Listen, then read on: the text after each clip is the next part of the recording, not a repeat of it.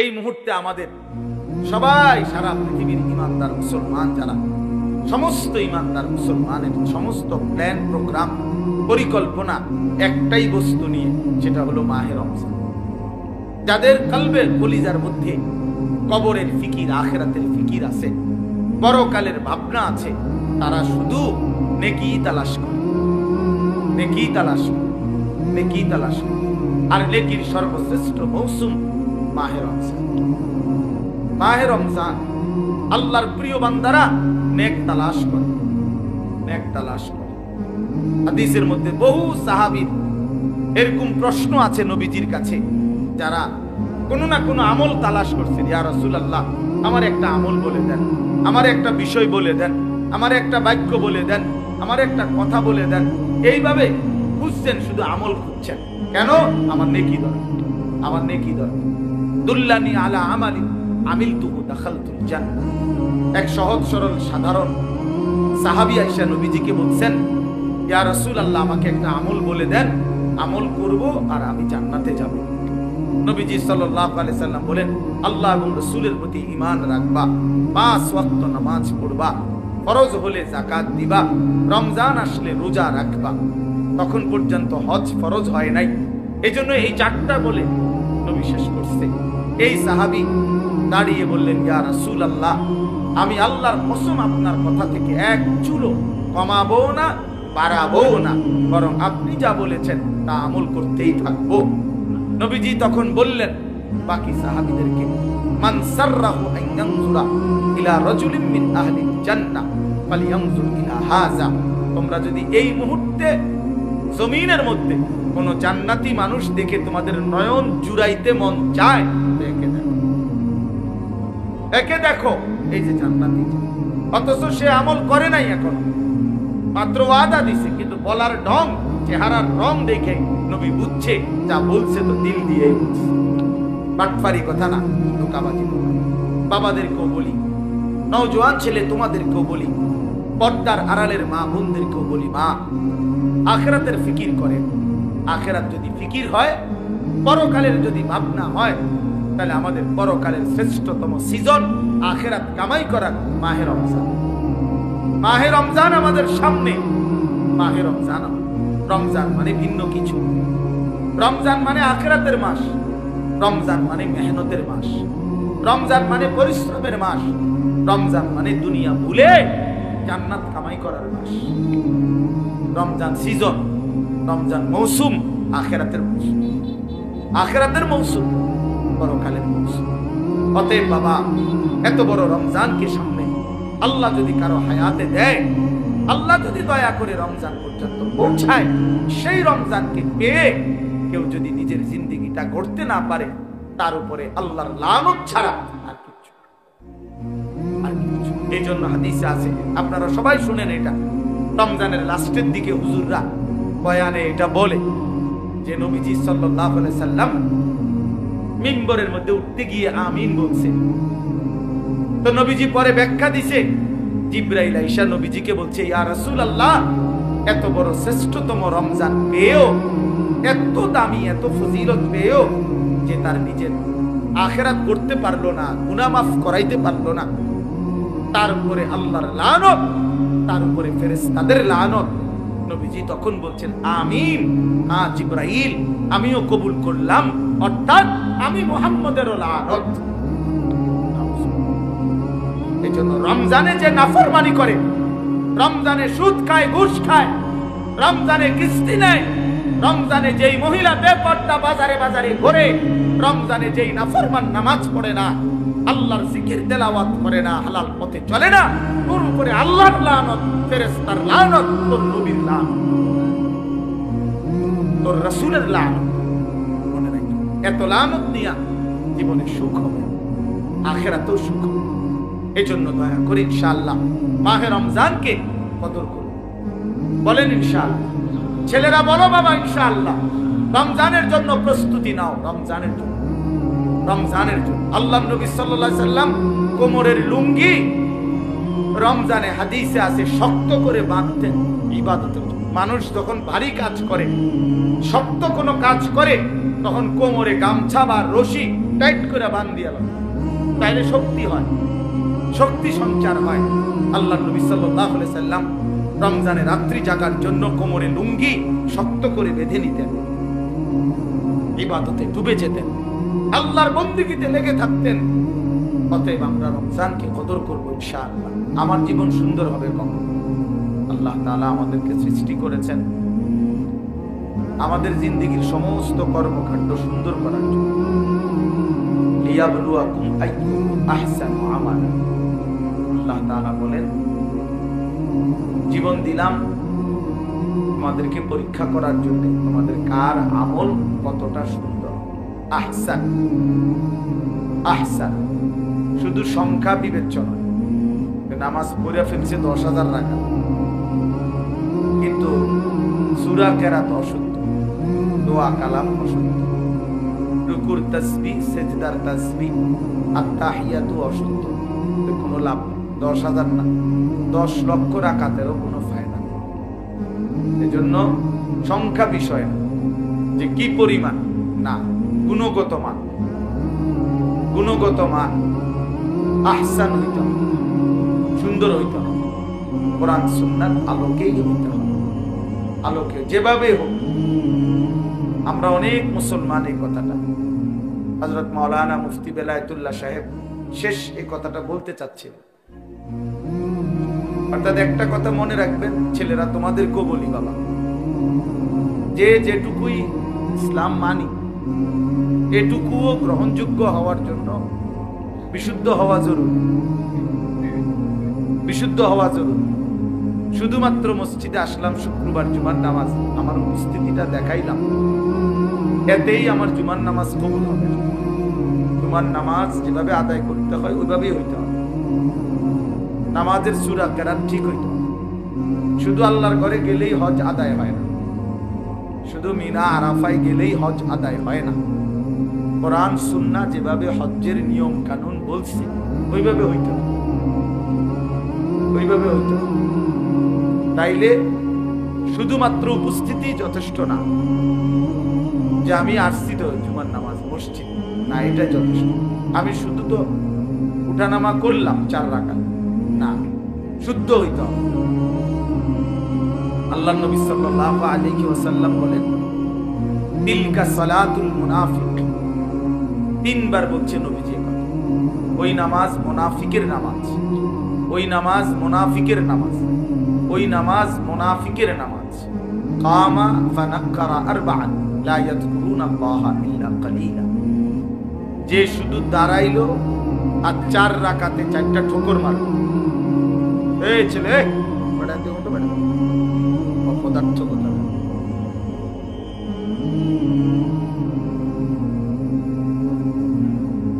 বসে বসে মোবাইল টিপে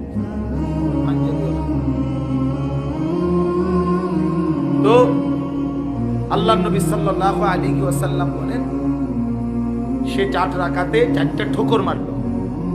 লা ইয়াযকুরুনাল্লাহা ইল্লা কালিলা। একেবারেই যৎসামান্য আল্লাহর জিকির তাসবিহ গুলো ঠিকমতো পড়লো না। নবীজি সাল্লাল্লাহু আলাইহি সাল্লাম বলেন, ওই নামাজ মুনাফিকের নামাজ। এজন্য তাড়াহুড়ো করে যে নামাজ, এটা মুনাফিকের নামাজ, মুনাফিকের নামাজ। তাইলে যেখানে শুধু তাড়াহুড়া করলো কেন, এই জন্যই নামাজ মুনাফিকের নামাজ হইল। সেখানে অশুদ্ধ পুরা, এটা কি ইমানদারের নামাজ? এটা মুমিনের নামাজ হইল। এই জন্য আপনি মাদ্রাসায় পড়েন নাই, আমরা হুজুর না, এই সমস্ত কথা আপনি জবাব দিবেন। মাদ্রাসায় পড়েন নাই কেন, আপনি হুজুর না কেন, এটা কার দোষ? আপনি সূরা কেরাত দোয়া কালাম শিখবেন না কেন? আপনার উপরে যেটা দায়িত্ব, ফরজে আইন, আপনাকে শিখতে হবে, কোরআন শুদ্ধ করতেই হবে। এর জন্য মাদ্রাসায় না পড়েও শুদ্ধ করতে হবে। মনে করেন মাদ্রাসায় পড়েন নাই ছোট, এরপরও আপনাকে ঠিক করতে হবে। মনে করেন আপনি হুজুর না, এরপরও আপনার নামাজ বিশুদ্ধই হইতে হবে। পাবলিকের নামাজ কোন রকম হলেই চলবে, আর আমগো হুজুরদের নামাজ হইতে হবে একদম বিশুদ্ধ। এটা তো বৈষম্য হয়ে গেল। বৈষম্য হইল না, এটা তো ইনসাফ হইল না। আপনি বেহেশতে যাইতে হইলে ভুল ভ্রান্তি অশুদ্ধ নামাজ পড়েই আমনে বেহেশতে যাইবেন গা, আর আমি 12 বছর লাগাইয়া সূরা কেরাত দোয়া কালাম ঠিক করতে হইব, কেরাত মস্ক করতে হইব, কারি সাহেবের কাছে পড়তে হবে, আমার বেহেশতটা এত কঠিন হয়ে গেল না? আমার বেলায় আমি কি মাদ্রাসা করে অন্যায় করলাম? তাইলে বোঝা গেল এটা আমাদের ভুল ধারণা। এই জন্য এটা মনে রাখি, আমি কিংবা আপনি, জওয়ান কিংবা বুড়ো, জেনারেল পড়ুয়া কিংবা মাদ্রাসায় পড়ুয়া, নারী কিংবা পুরুষ, মুসলমান মাত্রই তার প্রতিটি আমল বিশুদ্ধ কি হইতে হবে বলেন? ফামান কানা ইয়ারজু লিকা রাব্বিহি ফালিয়ামাল আমালান সালিহা। আল্লাহ তাআলা বলছে, যারাই আল্লাহর সাক্ষাৎ চায়, জান্নাত চায়, যে আল্লাহর সাক্ষাৎ পাবে পরকালে সেই জান্নাত পাবে, যে জান্নাত পাবে সেই সাক্ষাৎ পাবে, একই কথা এটা। তো যে আল্লাহর সাক্ষাৎ চায় মানে জান্নাত চায়, আল্লাহ তাআলা বলেন ফালিয়ামাল আমালান সালিহা, সে যেন তার সবগুলো আমল বিশুদ্ধভাবে করে। কোরআন শরীফের আয়াত, ওয়ালা ইউশরিক বিইবাদাতি রাব্বিহি আহাদা, এবং আল্লাহর ইবাদতের সাথে কাউকে যেন শরীক না, মানে ইখলাস শুধু আল্লাহর জন্য। তাহলে এই জন্য আমি অনুরোধ করলাম আপনাদের কাছে, এটা আমাদের বোঝা উচিত। না বুঝলে আফসোস করবেন, আজ কিংবা কাল আফসোস করতেই হবে। কবরে গেলেই বুঝে আসবে, লাতারাবুন্নাল জাহিম সুম্মা লাতারাবুন্নাহা আইনাল ইয়াকিন। আল্লাহ তাআলা বলেন, তুমি তোমার 2 চোখে জাহান্নাম দেখবা, এবং তোমার তখন পরকালের সব কথাগুলো ইয়াকিন হবে, কবর, হাসর, মিজান, সিরাত। কিন্তু লাভ কি হবে?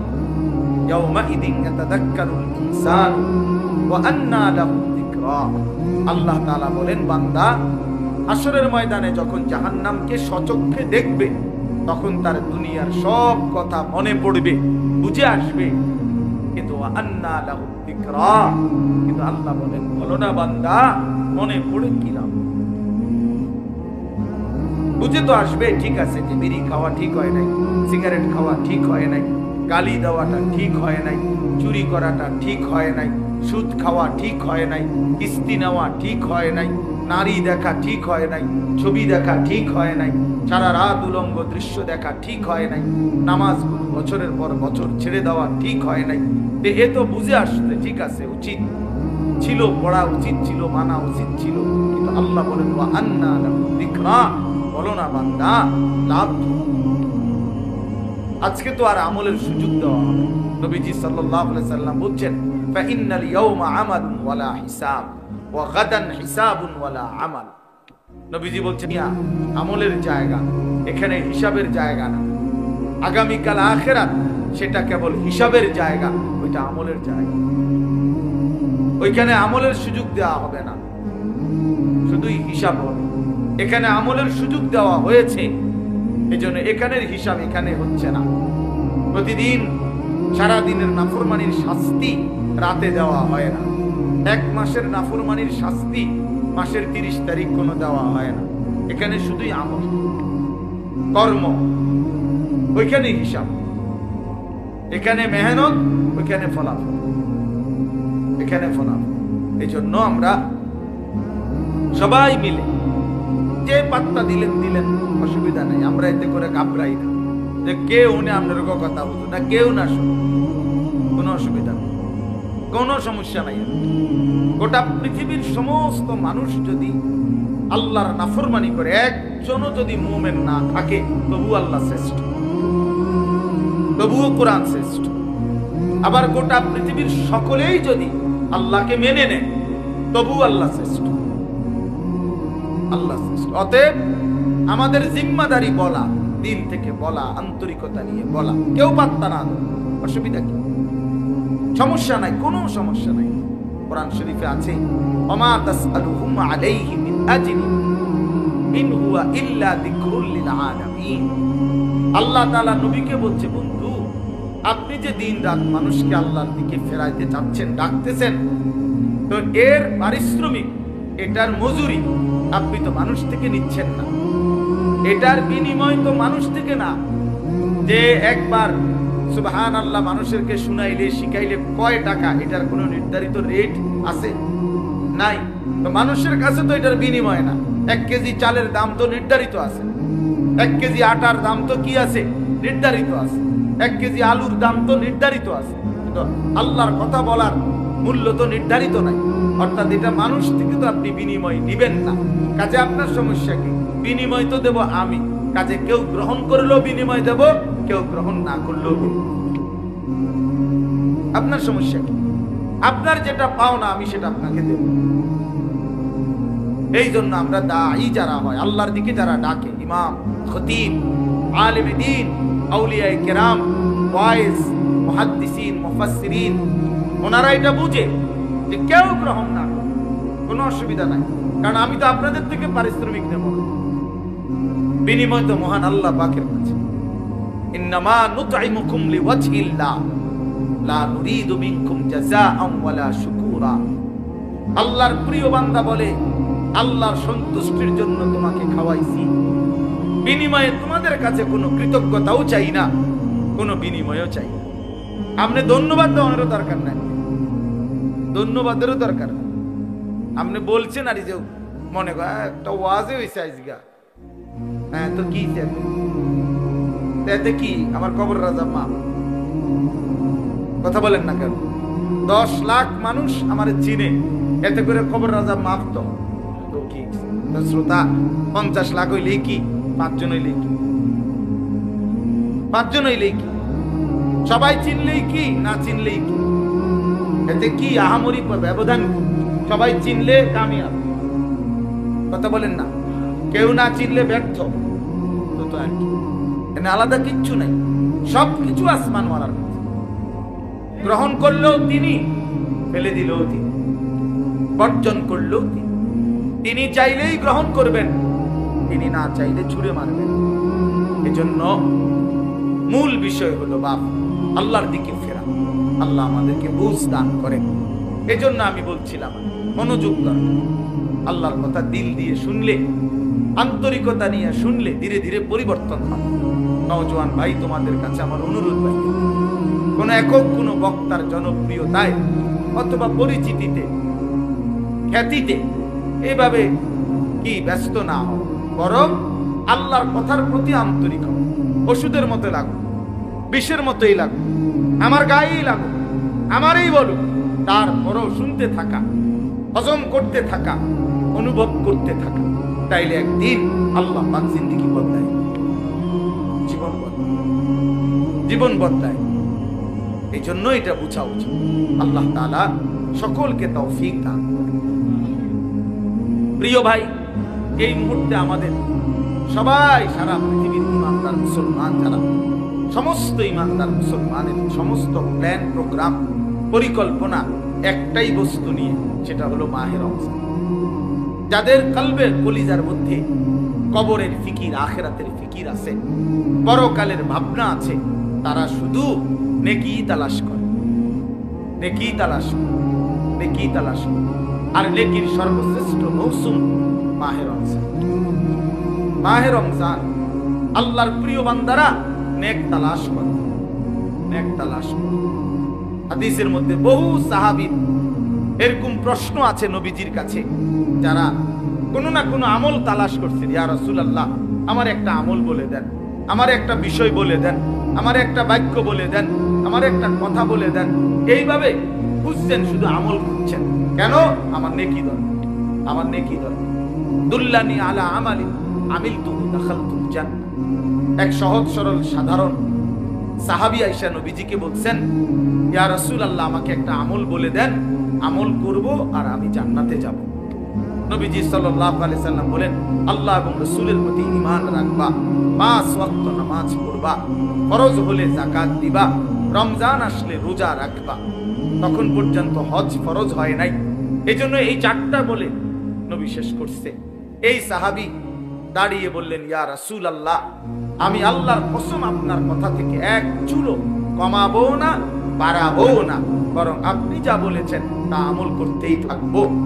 নবীজি তখন বললেন বাকি সাহাবীদেরকে, মান সাররাহু আন ইয়ানজুরা ইলা রাজুলিন মিন আহলিল জান্নাহ ফালিয়ানজুর ইলা হাযা, তোমরা যদি এই মুহূর্তে জমিনের মধ্যে কোন জান্নাতি মানুষ দেখে তোমাদের নয়ন জুড়াইতে মন চায়, একে দেখো, একে দেখো, এই যে জান্নাতি, অথচ সে আমল করে নাই, এখন মাত্র ওয়াদা দিছে, কিন্তু বলার ঢং, চেহারার রং দেখে নবী বুঝছে যা বলছে তো দিল দিয়ে বলছে, বাটফারি কথা না, ধোঁকাবাজি কথা। হ্যাঁ, ধোঁকাবাজি কথা। আপনি বলে দিলেন বক্তার লগে ঠিক কিনা, ঠিক এটা ঠিক, এটা কইলু আর আবার কই, অনেকে নিজে নিজে হাসে, তার মানে ইচ্ছা করে মস্কারি করলো, মস্কারি করলো, ঠাট্টা করলো আর কি, ঠাট্টা করলো। অথচ দিনকে নিয়ে, নওজোয়ান ছেলে মনে রাখো বাবা, আল্লাহর দিনকে নিয়ে, কোরআনের একটি অক্ষরকে নিয়ে, ইসলামের একটা ছোট্ট বিধানকে নিয়ে ঠাট্টা করা, মস্কারি করা, তুচ্ছ তাচ্ছিল্য করা কুফরি, কুফরি, জঘন্য,